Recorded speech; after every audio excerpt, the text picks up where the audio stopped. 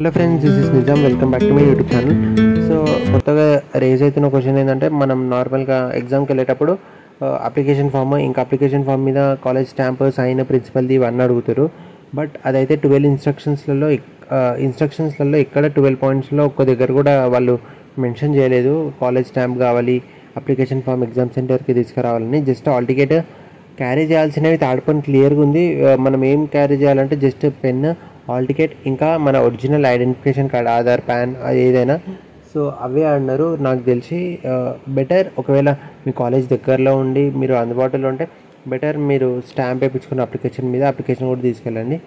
So 5th వాళ్ళకే ఈ tension, 6th date ఉన్న ఎగ్జామ్ వాళ్ళకేమో మనం ఎట్లా మళ్ళీ 5th ఉన్న వాళ్ళు చెప్తారు కాబట్టి. సో బెటర్ అప్లికేషన్ ఫామ్ అయితే తీసుకెళ్ళండి. ఇంకా కాలేజ్ దగ్గరలో ఉంటే స్టాంప్ కూడా వేయించుకొని వెళ్ళండి. సో ఈవెన్ మా కాలేజ్ వాళ్ళని అడిగితే వాళ్ళు కూడా తీసుకోండి అన్నారు. బట్ వీళ్ళైతే ఎక్కడ మెన్షన్ చేయలేదు కాబట్టి వాళ్ళైతే ఎగ్జామ్ సెంటర్లో అడిగారు.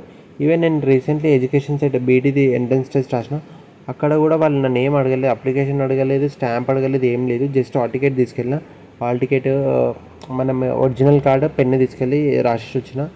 సో బెటర్ మీకు ఒకవేళ ఉంటే అప్లికేషన్ ఫామ్ అయితే తీసుకెళ్ళండి. ఓకే, అండ్ హాల్ టికెట్ కూడా మర్చిపోకండి.